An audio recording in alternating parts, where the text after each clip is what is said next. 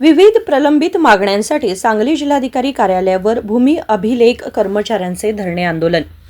विविध प्रलंबित मागण्यांसाठी सांगलीमध्ये राज्य शासनाच्या भूमी अभिलेख कर्मचाऱ्यांनी धरणे आंदोलन केले। महाराष्ट्र राज्य भूमी अभिलेखा कर्मचारी संघटनेच्या नेतृत्वाखाली करण्यात आलेल्या आंदोलनामध्ये भूमी अभिलेख विभागातील कर्मचारी मोठ्या संख्येने सहभागी झाले होते। सुधारित आकृतीबंध मंजूर करण्यात यावा, भूमी अभिलेख विभागाला तांत्रिक दर्जाचं वेतन मिळावं, तसेच आंदोलन काळातील प्रलंबित वेतन मिळावं यासाठी विविध मागण्यांसाठी सांगली जिल्हाधिकारी कार्यालयासमोर हे धरणे आंदोलन करण्यात आले।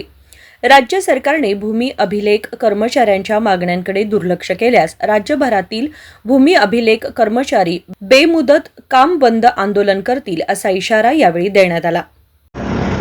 महाराष्ट्र राज्य भूमी अभिलेख कर्मचारी संघटना पुणे विभाग, ज्याच्यामध्ये सांगली, सातारा, सोलापूर, कोल्हापूर आणि पुणे हे 5 जिल्हे अंतर्भूत आहेत। या 5 जिल्ह्यातील भूमी अभिलेख कर्मचाऱ्यांनी आपल्या 3 महत्त्वाच्या न्यायपूर्ण मागण्यासाठी, त्याच्यामध्ये 1 नंबरची मागणी म्हणजे भूमी अभिलेख खात्यामध्ये सुधारित आकृतीबंध मंजूर करावा, भूमी अभिलेख विभागाला तांत्रिक स्वरूपाचा दर्जाचं वेतन मिळावं आणि 2014मध्ये याच वरच्या 2 मागण्यासाठी जे आंदोलन केलं गेलं होतं, या 25 दिवसाच्या आंदोलन काळातील प्रलंबित वेतन तात्काळ मंजूर व्हावं, या 3 प्रमुख मागण्या घेऊन आज पुणे विभागातील भूमी अभिलेख कर्मचारी बेमुदत बंद आंदोलनामध्ये सहभागी झालेला आहे। भूमी अभिलेख विभाग